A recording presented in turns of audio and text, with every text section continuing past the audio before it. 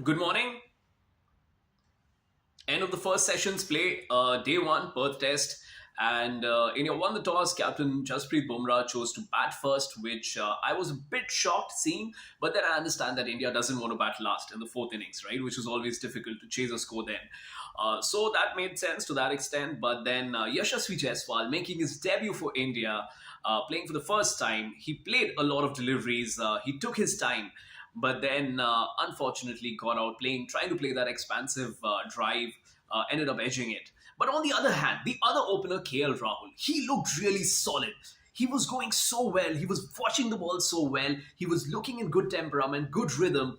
And the fact with KL Rahul is that if he's not in form, he'll get out early on. But once he gets to 20 or 30, you know that he's going to get 100.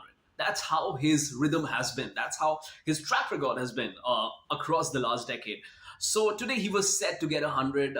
It was a wrong decision. It was certainly a wrong decision because, for the third umpire to overturn the on field umpire's decision, there has to be some conclusive evidence of what the on-field umpire said against it.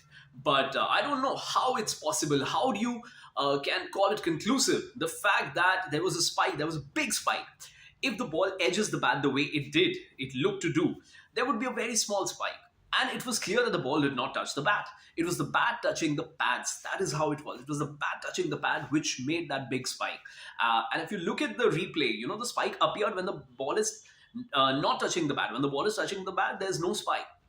Only when the bat hits the bat, that is when there's the spike. So very, very unfortunate. I'm not saying that this is bias, but it does seem to be something. We don't see such things happening to Australia when they bat, to England when they bat, but it happens with India. It happens with subcontinental sides, which is very strange. Nevertheless, so KL Rahul was looking solid. He was on for 100, wrongly given out. Dev Dutt Particle, his debut, he was looking good. For the entire duration for which he was there, he was looking good, and he took a lot of deliveries, 22, 23 odd deliveries, and I was just waiting for him to open his account to get one run. But he didn't, get the opportunity to score a run and got out for a duck, because a duck on the scorecard, a duck on your batting record is never good. So maybe just one run could have been better. So if he plays with a bit more intent from here on in the other innings and other test matches, if he gets to play, I think that should be fine, because Dev Particle didn't look bad. He looked okay, and he looked comfortable on the pitch. Though Mitchell Stark and Josh Hazelwood were bowling very well, they were getting a lot of movement, they were getting a lot of bounce. There wasn't anything on the pitch as such, there weren't any demons on the pitch, but those two bowlers looked the pitch, made the pitch look very, very good. Now, after that, we saw that Virat Kohli walked in. He was looking solid. He was looking in great touch. Unfortunate again, that extra bounce caught him. So he's been unlucky once again.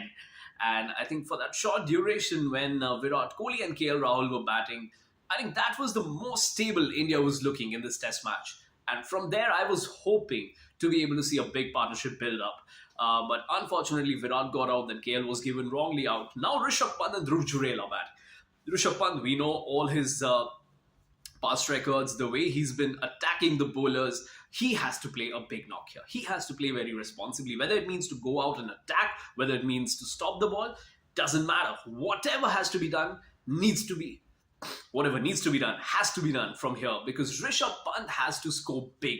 This partnership between Rishabh Pant and Dhruv Jurel, who's again looked very solid all through the series, he's looked very comfortable in Australia, he's performed very well, because of which he got to play here.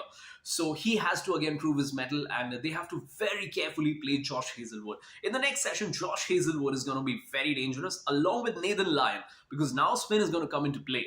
So they have to handle these two bowlers well, apart from Pat Cummins and Mitchell Stark, of course. Josh Hazelwood, I think, is the real, the person we need to really worry about, the person we need to be careful about. Uh, if Rishabh Pant and Dhruv Jurel are able to create a partnership from here, India can go to a respectable total. Because now, at the end of 25 overs per session, we are 51 for 4. India from here would want a good 100-run stand between Pant and Jurel, at least a 100-run stand, so that India can thereafter get to 250 at least, and then challenge Australia. While on the other hand, Australia will look to get India all out in this next session, the second session, and then look to play off the last session and then attack tomorrow. That's what Australia would want to do. India would want a good partnership, and it'll be a good battle to see from here on. I think Rishabh Pant really holds the key to India's batting. If he's able to bat well, if he's able to stand tall for quite some time from here, India can come back, bounce back into the game, because as of now, it's completely drifting apart from India, and Australia has a big edge from here. Thank you so much for watching. We'll again connect after the second session. Thank you. Bye bye.